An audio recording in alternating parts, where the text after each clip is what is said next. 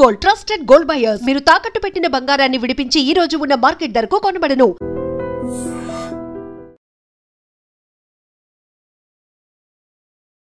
నమస్కారం, welcome to I dream. ధర్మ మార్గం విత్ విజిత కార్యక్రమానికి స్వాగతం.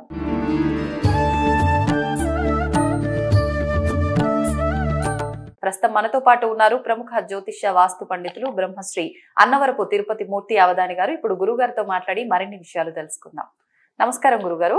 ఓం శ్రీ మహాగణాధిపతయే నమః.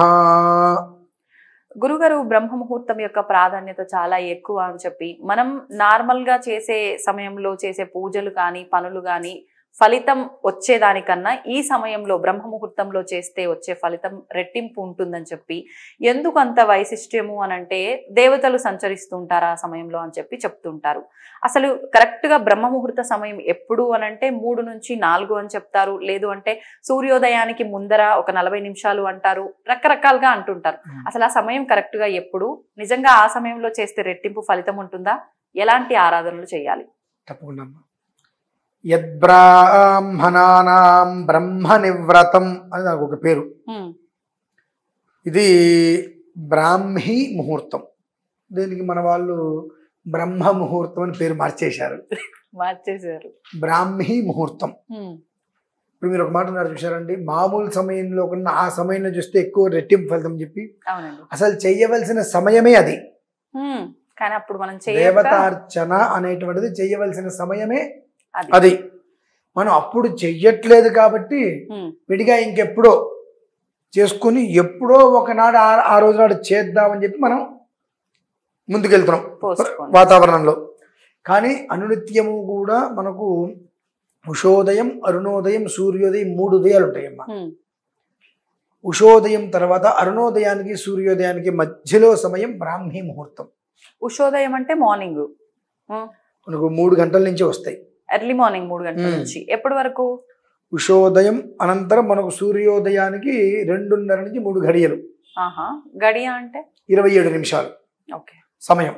అంటే దాదాపు గంట కనీస మాత్రం గడియని లెక్క తీసుకోవాలి. ఇక మనకు అవకాశం లేదంటే గడియ లెక్క తీసుకోవడం అనేటువంటిది ఆ సమయం. ఏంటి, సూర్యోదయానికి ముందు చేయవలసినటువంటి విధానం. కానీ మనం అది చెయ్యట్లా. అది చెయ్యకపోగా ప్రత్యేకంగా బ్రాహ్మీ ముహూర్తంలో ఏదో చేస్తే ఇంకేదో వస్తుంది అని అనుకుంటున్నాం. ఎప్పుడూ చేయకుండా ఒక రోజు నాడు బ్రాహ్మీ ముహూర్తంలో ఏదో చేస్తే ఇంకేదో వస్తుందనే మాట అబద్ధమే. నువ్వు ఏదైతే చేయాల్సింది ఉందో ఆ రోజు నాడు దాన్ని సక్రమంగా చేసావు. సక్రమం అనేటువంటిది నువ్వు ఎప్పుడైతే నీ యొక్క జీవితంలోకి తెచ్చుకున్నావో ప్రతిదీ సక్రమంగానే వస్తుందిగా. దేనివల్ల వీటికి ముఖ్య కాలాతిక్రమణ అని ఉంటుంది. వీటిల్లో సక్రమము అక్రమము ఉండవండి.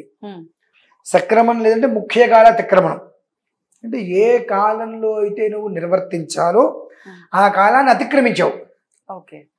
ఆ కాలంలో చెయ్యలేదు, వేరే సమయంలో చేస్తున్నావు కనుక ముఖ్య కాలాతిక్రమణ దోష ప్రాయశ్చిత్తార్థం అసలు చేయకుండా మానకూడదు కనుక అప్పుడు చేయలేక ఇప్పుడు చేస్తున్నావు. అంతేగాని అప్పుడు చేస్తే ఏదో విశేషమైన ఫలితం వస్తుంది అనేటువంటిది కాదు. అది నీకు ప్రతినిత్యం నువ్వు ఎలా నిద్రపోతావో, ఎలా భోజనం చేస్తావో, నీ నిత్య జీవితం ఎలా అయితే ఉంటుందో ఆ నిత్య విధానంలో అదొకటి. దాన్ని మనం తీసేసి ఇవాళ బ్రాహ్మీ ముహూర్తం అని తీసుకొచ్చాం కొత్తగా. బ్రాహ్మీ ముహూర్తం అని ఇవాళ కొత్తగా జనాలకి తీసుకొస్తున్నాం. కానీ నిరవధికంగా నిత్యము నైమిత్తిక విధానం తీసేస్తే నిత్య విధానంలో ఆచరించవలసినది ఏదైనా ఉన్నది ప్రాథమిక అర్చన అనంటే అది బ్రాహ్మీ ముహూర్త సమయం. మేము మామూలుగా ఈ బ్రాహ్మీ ముహూర్త సమయంలో కనీసం 4 నుంచి 5 నిమిషాలు ఒక గడియ కూర్చోగలిగితే అదృష్టం. లేదు 3 గడియలు ఉంటామంటే యోగం. ఏమీ లేదండి కనీసం ఒక 4-5 నిమిషాలు ఉంటాను అంటే ఆ సమయంలో సర్వమానవాళి కూడా దృష్టిని భ్రూమధ్యంలో నిలిపి ఓంకారనాదం చేయాలమ్మా. మెడిటేషన్ అని చెప్పి మామూలు భాషలో. ఆ మెడిటేషన్ కూడా మనం 6-7 8 మనకు క్లాసెస్ పెట్టుకొని చేసుకుంటూ ఉంటాం. అది మెడిటేషన్ కాదు, ధనటేషన్. ధనటేషన్ దానికి ఇంత ఫీజుని కట్టాలి కదా. సో ఆ సమయంలో చేసేదే మెడిటేషన్. ఓకే, అంటే మిగతా సమయాల్లో చేసే మెడిటేషన్ పని చేయదు అంటున్నారా? అది మనం ప్రశాంతంగా కూర్చున్నాం అనేటువంటి ఫీలింగ్ కోసమే. ఓకే, ఎందువల్లనంటే ఆ తెల్లవారుజా ఇప్పుడు మీరు 10 గంటలకి ఉదయం పూట నేను మెడిటేషన్ చేస్తా అంటారు, 8 గంటలకి ఇలా కూర్చోగానే అవి ఏదో సౌండ్లు చెవులకి డిస్టర్బెన్స్ అవుతాయి. తెల్లవారుజాను మీరు ఆ ముహూర్తంలో కూర్చోండి, ఏమి ఉండవు. ఒకవేళ పల్లెటూరు అయితే ఆ పిచ్చుకలు పిట్టలు కలకల ధ్వని అవి తప్ప ఇంకేం ఉండవు. అంతటి ప్రశాంతంగా కూర్చున్నప్పుడు ఈ దృష్టిని భూమధ్యంలో నిలిపితే మనం సాక్షాత్తు ఆ పరం జీవితం మనకు అక్కడ కనిపిస్తుంది. కానీ అలా దృష్టిని నిలపడం అందరికీ సాధ్యపడదేమో కదా. అందుకనే ఆ 4-5 నిమిషాల సమయం చెప్పా. ఆ తెల్లవారుజామున సమయంలో మనం అలా మెడిటేషన్ గా కూర్చున్నప్పుడు మనకు నిద్ర వచ్చేస్తుంది. అవును, ఆ 4-5 నిమిషాలు మన స్పృహలో ఉండం. ఆ సమయం చాలమ్మా. మనం అనుకునేటువంటిది ఏది బయట జరిగేటువంటిది మన చెవులకి వినిపించకుండా మనస్సును అలా వదిలేసేస్తే శరీరాన్ని అది అలా నిద్రలోకి జారుకుంటుంది. కానీ అది నిద్ర కదమ్మా, ఒక యోగం. అది ఇంత సమయం మాత్రమే ఆ యోగం ఉంటుంది. ఆ సమయంలో మీరు చేసేటువంటిది ఒక్కసారి చేసిన 10 టైమ్స్ ఫలితం వస్తుంది. అది అక్కడ మనం చేయవలసింది ఓంకారం. దాన్ని మానసికంగా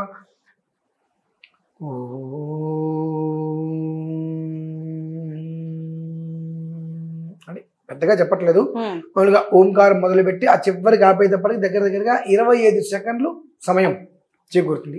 ఆ ఓంకారాన్ని మాత్రమే మనం ఆ సమయంలో. ఎందుకని గురుగారు ఓంకారం మాత్రమే ఆ సమయంలో? అది ప్రణవనాదం అమ్మా. అకార ఉకార మకారాన్ని కలిపితే ఓం. ఆ ఓం అనేటువంటిది బీజం, ఉద్భవించేటువంటిది. అంటే మనకు జ్ఞానమైన ఏదైనప్పటికీ కూడా వృద్ధి చెందాలి. ఆ సమయంలో చేసేటువంటిది వృద్ధికి ప్రాధాన్యత.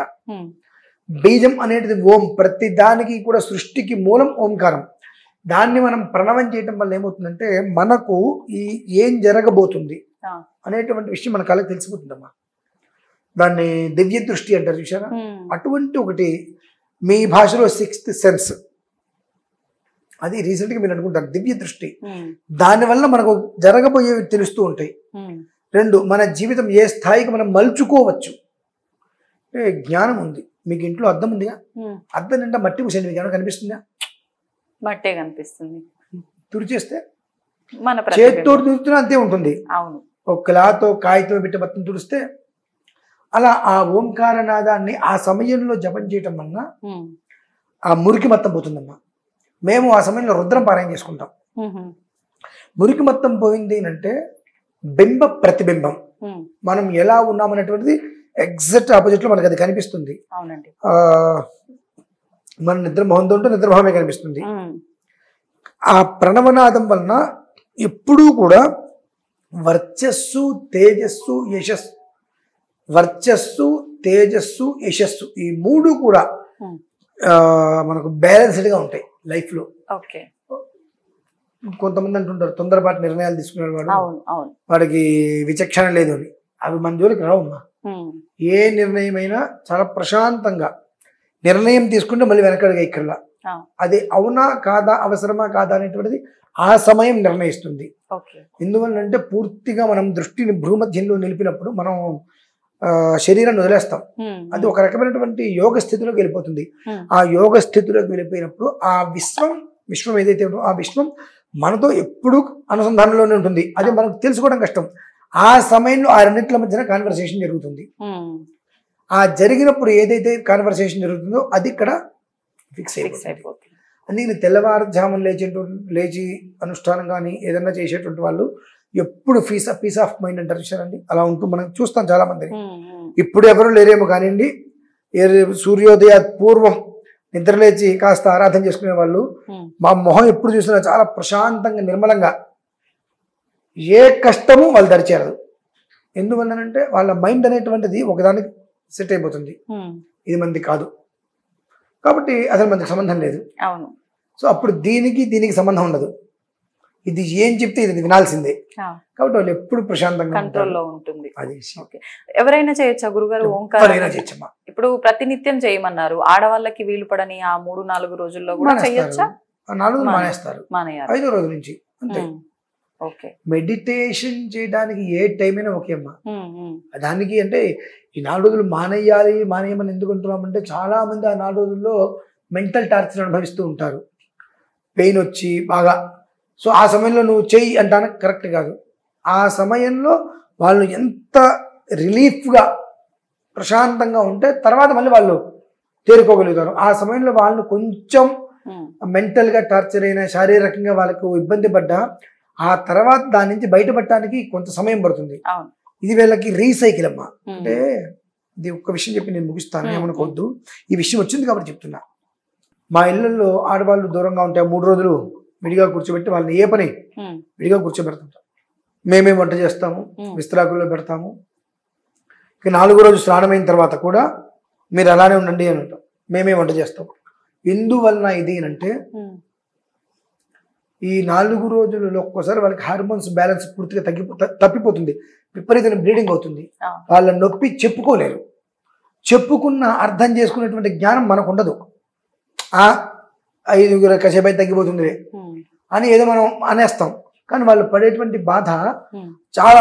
ఆ సమయంలో కూడా వాళ్ళకి ఆ పని ఈ పని లేదని చెప్పి ఎక్కువగా శ్రమ పెట్టడం వలన ఎక్కువ బ్లీడింగ్ అయిపోయి మనిషి నీరసించిపోయి 4వ రోజు స్నానమైన తర్వాత కూడా దాని నుంచి ఆ మనిషి తేరుకోవడానికి 10 days పడుతుంది. తేరుకుని అమ్మాయి అనుకున్నప్పుడు మళ్ళీ వాళ్ళకి ఇదే ప్రారంభమవుతుంది. ఏంటి ఇబ్బంది రావడానికి 4-5 రోజుల ముందు నుంచి నడుము నొప్పి స్టార్ట్ అవుతుంది పాపం వాళ్ళకి. ఇవన్నీ ఎవరికి తెలుస్తాయి? అందుకని ఆ 4 రోజులు వాళ్ళని అసలు కంప్లీట్గా రిలాక్స్. నువ్వు టీవీ చూస్తావా నీ ఇష్టం, అక్కడి నుంచి కదలకు, నువ్వు ఏం చేసుకుంటావు చేసుకో, ఏ పని చేయొద్దు అని వాళ్ళకి వదిలేస్తే ఆ శరీరం అనేటువంటిది ఒక వ్యవస్థగా ఏర్పడిపోతుంది. 5వ రోజు నుంచి మళ్ళీ పూర్తిగా ఆ వ్యతిరేక దిశ నుంచి మారి సబ్జ రేఖలు తిరగడానికి అది ఉపయోగపడుతుంది. కాబట్టి ఆ 4 రోజులు మాత్రం వాళ్ళకి పూర్తిగా విశ్రాంతి ఇచ్చి 5వ రోజు నుంచి మళ్ళీ వాళ్ళు కూర్చోవచ్చు. అలా కూర్చోవడం వాళ్ళు మొదలు చేసుకుంటే ఆటోమేటిక్గా అది కూడా వాళ్ళకి సెట్ అయిపోతుంది. ఇప్పుడు ఈ ధ్యానం చేసుకునేటప్పుడు అంత ఎర్లీ మార్నింగ్ 3-3:30 సమయంలో అని అంటే చాలా మంది 4 గంటల సమయం, 4 గంటలే అనుకోండి, స్నానం ఆచరించొచ్చా? ఆచరించే ఓంకారం చేస్తున్నాం కాబట్టి చెయ్యాలా, లేదంటే అవసరం లేదు మనం కాలకృత్యాలు తీర్చుకొని మొహం కాళ్ళు చేతులు కడుక్కొని చేసుకోవచ్చా? ఇలా కూడా అడుగుతుంటారు కదా. మేమైతే ఏది ఏమైనా స్నానం చేయవలసిందే అందరికీ. అంటే మేము ఆ సమయంలో ఆరాధన చేస్తాం కాబట్టి స్నానం చేయాలి. మెడిటేషన్ చేసే వాళ్ళకి స్నానంతో పని లేదమ్మా, అవసరం లేదు. శుభ్రంగా మనస్సు శుచిగా ఉండాలి. బ్రష్ చేసుకొని కాలకృత్యాలు తీర్చుకొని మోకాళ్ళు చేతులు కడుక్కొని హాయిగా వచ్చి ప్రశాంతంగా కాలకృత్యాలు తీర్చుకొని వచ్చి మనం మెడిటేషన్ చేసుకోవచ్చు. అక్కడ మనకు కావాల్సింది mind refresh. Meditation meaning mind refresh.